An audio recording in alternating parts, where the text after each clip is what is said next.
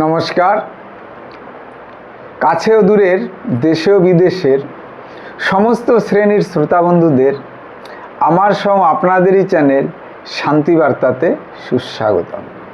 আজকে যে বিষয়টি নিয়ে আপনাদের সামনে উপস্থিত হয়েছি সেটি হচ্ছে যে নিয়মগুলো মেনে চলুন, ভাগ্য বদলে যাবে।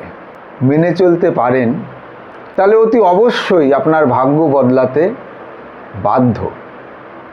বক্তা শুধুই তথ্য প্রকাশ করেন, কিন্তু সমুদ্র শ্রোতারা যদি সেই তথ্যকে নিজের জীবনে ধারণ করে সেই তথ্য মতো নিজের জীবনকে অতিবাহিত করেন তাহলে কিছুটা হলেও সুখ সমৃদ্ধি কিন্তু উপলব্ধি করতে পারেন। তাহলে আসুন বেশি কথা না বলে এক এক করে সেই নিয়মগুলো উপস্থাপন করার চেষ্টা করব। ছোট ছোট নিয়ম এবং এর পেছনে অন্তর্নিহিত বিশদ কারণ আছে, এগুলো মেনে চলুন, দেখবেন সুফল পাবেন। এক নম্বরে যে বিষয়টি লক্ষ্য করবেন, দেখুন তো আপনার মানিব্যাগের ভেতরে কোনো মৃত ব্যক্তির ছবি আছে কি না। হতে পারে সে আপনার একান্তই আপন ছিলেন, কিন্তু দেহগতভাবে আপনার সঙ্গে বা সাথে আর নেই শারীরিকভাবে, ওই ব্যক্তির ফটো মানিব্যাগে কিন্তু রাখবেন না। দু নম্বরে যে বিষয়টি করবেন না এটি হলো যে খাবার পাওয়ার পরে এঁটো হাত কখনোই মাথায় দেবেন না। হাতটা এইভাবে মাথায় কোনো কারণে দেবেন না, এতে আপনার ভাগ্য সুপ্রসন্ন হওয়ার বাধাপ্রাপ্তি হয়। 3 নম্বরে যে বিষয়টি করবেন না, ঘরের ভিতরে চামচিকি বা বাদুর ঘোরাফেরা করতে দেবেন না, বা কোথাও যদি বাসা করে থাকে তৎক্ষণাৎ সেটা উৎখাট করুন। অনেক ক্ষেত্রে দেখবেন সন্ধ্যার সময় কোনো কারণে যদি বিদ্যুৎ বিচ্ছিন্ন হয়, প্রায়শই কিন্তু দেখা যায় ঠিক এই মুহূর্তেই, সন্ধ্যা মুহূর্তেই বাদুরগুলো হুট করে ঘরের মেন দরজা দিয়ে ঢুকে বিভিন্ন রুমে ঢুকে ঢুকে ঘুরপাক খেতে থাকে। অশুভ লক্ষণ, তৎক্ষণাৎ বাইরে করার চেষ্টা করুন। 4 নম্বরে যেটি করবেন না, খাবার খেয়ে সেই থালাতেই পুরো হাতটা ধোবেন না। উঠুন, বেসিনে যান বা নির্দিষ্ট কোনো জায়গায় গিয়ে হাত পরিষ্কার করুন, ধুয়ে ফেলুন।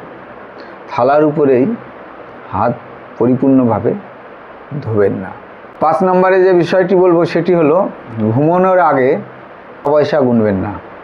তার জন্য নির্দিষ্ট কোনো জায়গায়, সেটা যেন বিছানায় না হয়।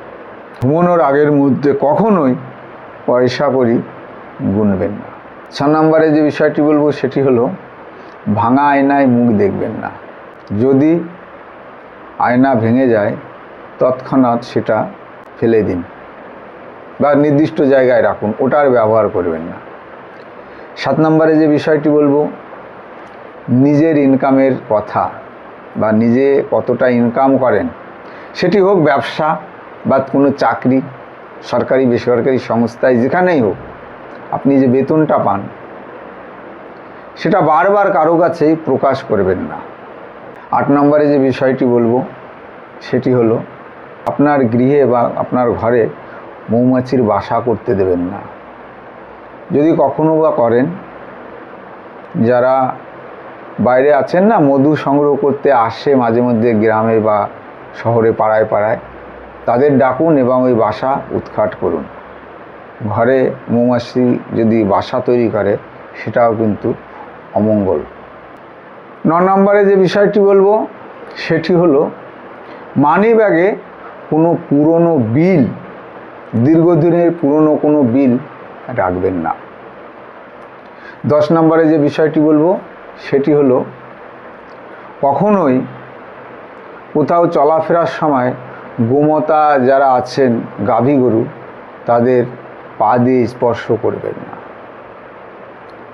11 নম্বরে যে বিষয়টি বলবো সেটি হলো ভাঙা চিরুনি কখনোই ব্যবহার করবেন না, সেগুলি ফেলে দিন।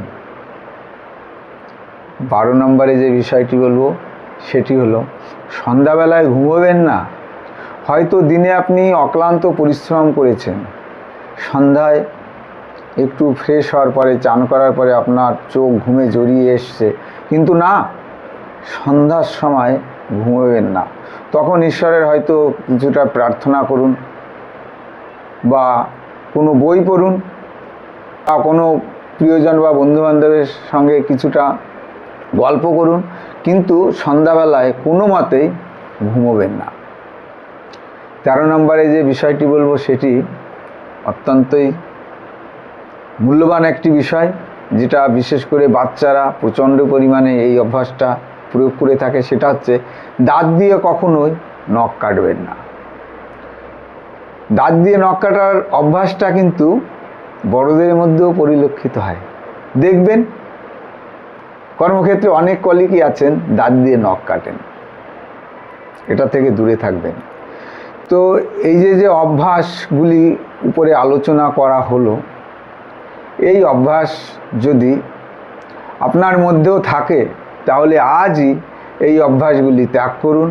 দেখবেন অতি অবশ্যই আপনার জীবন বদলাতে শুরু করবে।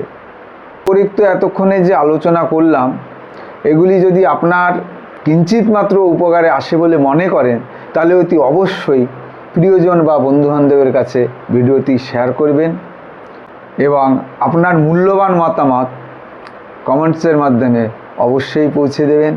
দেখুন, শান্তিবার্তাকে এগিয়ে নিয়ে যাওয়ার দায়িত্ব কিন্তু সম্পূর্ণ আপনাদের। শান্তিবার্তার উদ্দেশ্য একটাই, সেটি হচ্ছে সমস্ত শ্রেণীর মানুষের মানসিক সুখ শান্তি প্রদান করার চেষ্টা করা। সেটা আমার একার পক্ষে কখনোই সম্ভব নয়। আপনাদের সহযোগিতা অবশ্যই কামনা করি। তো পরিশেষে যে কথা বলি, সবাই অনেক ভালো থাকবেন, সুখে থাকবেন, হাসি আনন্দে ভরে উঠুক সবার জীবন, এই প্রার্থনা করে এখানেই শেষ করছি। নমস্কার।